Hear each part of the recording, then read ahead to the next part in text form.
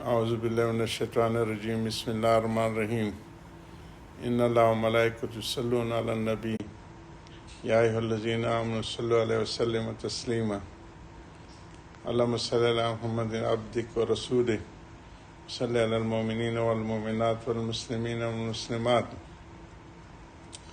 عن ابی ہریرہ رضی اللہ عنہ قال قال رسول اللہ صلی اللہ علیہ وسلم الصلاۃ علی نور علی الصراط ومن صلی علیہ یوم الجمعہ 80 مرۃ غفرت له ذنوب 80 عاما ذکرہ البخاری سخاوی من عدت روایات بألفاظ مختلفہ. یا ربی صلی وسلم دائما ابدا حبیبک خیر خلق کلہم. حضرت ابو ہریرہ رضی اللہ عنہ حضور اکرم صلی اللہ علیہ وسلم کے ارشاد نقل کرتے ہیں کہ مجھ پر درود پڑھنا پل صراط پر گزرنے کے وقت نور ہے، اور جو شخص جمعے کی دن 80 دفعہ مجھ پر درود بھیجے اس کے 80 سال کے گناہ معاف کر دیے جائیں گے. علامہ سخاوی رحمہ اللہ نے قول بدیع میں اس حدیث کو متعدد روایات سے جن پر ضعف کا بھی حکم لگایا گیا ہے نقل کیا، اور صاحب تحاف نے بھی شرح احیاء میں اس حدیث کو مختلف طرق سے نقل کیا ہے. مختلف طرق سے یہ کہ کئی صحابہ سے روایت کو، اور محدثین کا قاعدہ ہے کہ ضعیف روایت بالخصوص جبکہ متعدد طرق سے نقل کی جائے فضائل میں معتبر ہے.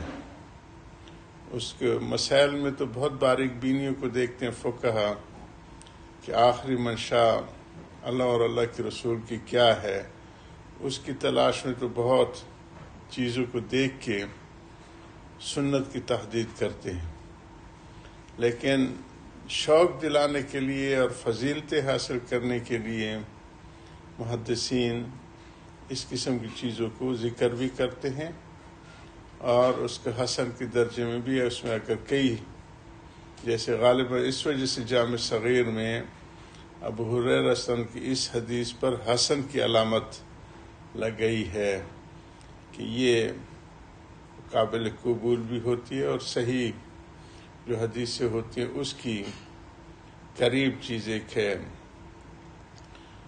مولا علی قاری رحمہ اللہ شرح شفا میں جامع صغیر کے حوالے سے بروایت طبرانی اور دارقطنی اس حدیث کو نقل کیا ہے.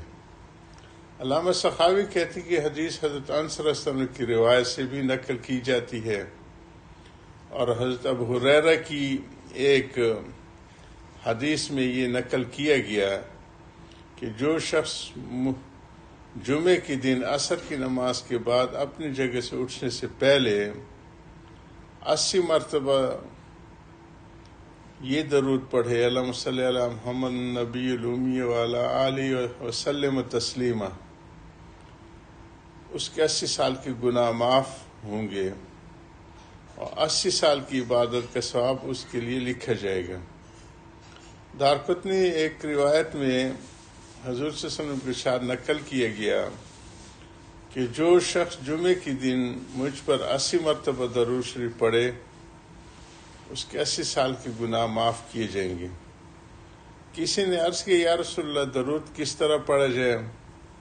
حضور صلی اللہ علیہ وسلم نے ارشاد فرمایا اللہم صلی علی محمد عبدک و نبیک و رسولک النبی الامی، اور یہ پڑھ کر کے ایک انگلی بند کرے. پچھلی دفعہ بھی اس کا میں نے ذکر کیا تھا. اس کو عقد الانامل کہتے ہیں کہ جو حضور صلی اللہ علیہ وسلم نے صحابہ کو سکھایا تھا. امہات المومنین کو بھی ایک دفعہ امہات المومنین میں سے رضی اللہ تعالیٰ عنہ کوئی 4000 کے کم و بیش پتھر لے کے اس ذکر کر رہی تھی کنکریاں، تو حضور صلی اللہ علیہ وسلم کو گزر ہوا فرمایا کہ اس سے بہتر نہ بتاؤں. تو یہی عقد الانامل جو کہ 10,000 تک آدمی گن سکتے ہیں، تو اس سے تو بڑا ہے، لیکن اس کی نفی نہیں فرمائی.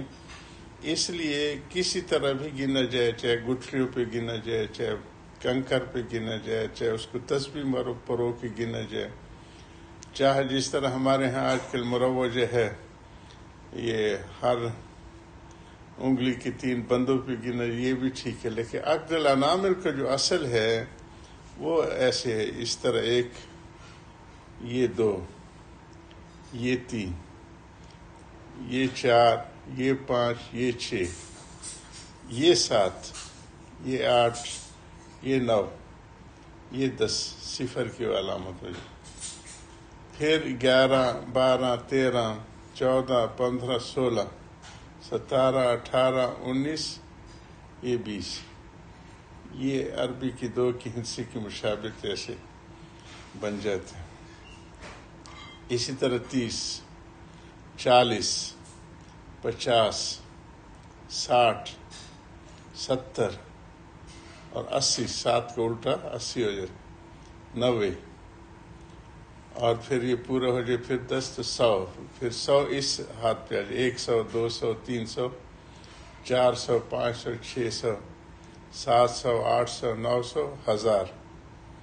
یہ 2000، یہ 3000، یہ 4000، یہ 5000، یہ 6000، یہ 7000، یہ 8000، یہ 9000، اور پھر اس طرح سے یہ 10,000. تو ایک دفعہ بندے کے پاس جب اللہ پاک توفیقات سے نواز رہے تھے تو صوفی کے پاس جیب میں تسبیح نہ ہو تو بڑی کمی محسوس ہوتی تھی کہ تسبیح کہاں چلی گئی.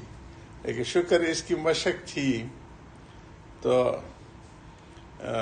وہاں پہ سائٹ پہ کھڑے کھڑے تقریباً 24,000 میں نے اپنے ذکر کام بھی ہو رہا تھا، ہم ذکر بھی کرتے رہے تو پورا کیا. تو اس سے بڑی سہولت ہو جاتی. اسی کی حضور صلی اللہ علیہ وسلم ترغیب دے رہے ہیں کہ انگلی پر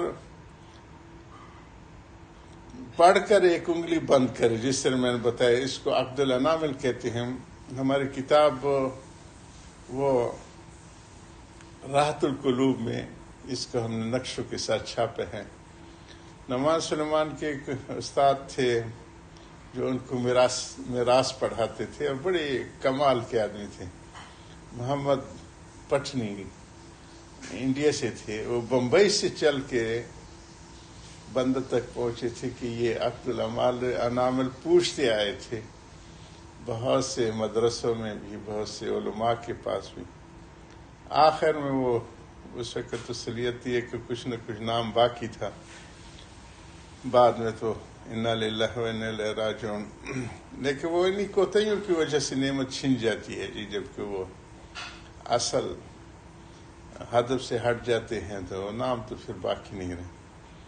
تو وہاں پوچھا، وہاں ہمارے مولانا علاؤدین صاحب تھے افغانستان کے جی، جمال الدین کے بیٹے تھے جی ہمارے چمن میں، اور بڑے کمال کے ان کے والد سے بھی وہ خود. اب ان کا مدرسہ زکریہ میں انتقال ہو گیا ہے جی، انا للہ و انا الیہ راجعون. تو ان سے پوچھا، انہوں نے انہیں کہا بندے کا جو ہاں مزاب رحمت کی سیٹ میں ہم لوگ بیٹھتے تھے کہ وہاں جاؤ اور میرا حلیہ بھی بتائے، یہ آدمی آپ کو سکھا دے گا. ہم لوگ تو کہتے ہیں ابھی داؤد میں روایت تو پڑھتے ہیں، خنصر، بنصر، وسطی، سباتا اور ابہام، لیکن مشق نہیں ہے، بس پڑھائی کی حد تک ہے. ایک بڑے آدمی بیٹھے ہوئے تھے، شیخ الاسلام کی دعوے دار تھے. انہوں نے کہا میاں انجینئروں کے پاس کیوں بھیجتے؟ کہا مولوی صاحب یہ گز اور یہ میدان آگے آؤ، اگر آتے تو بتاؤ، جو آتا نہیں ہے، جس کو آتا ہے اس کے پاس جانے میں کیا حرج ہے. باہر کے یہ تو وہ عقد الانامل کے تعلق سے اور ان کی برکت سے پھر ہم لوگوں نے اس کے وہ جو راحت القلوب اس کے حصہ بھی بنے.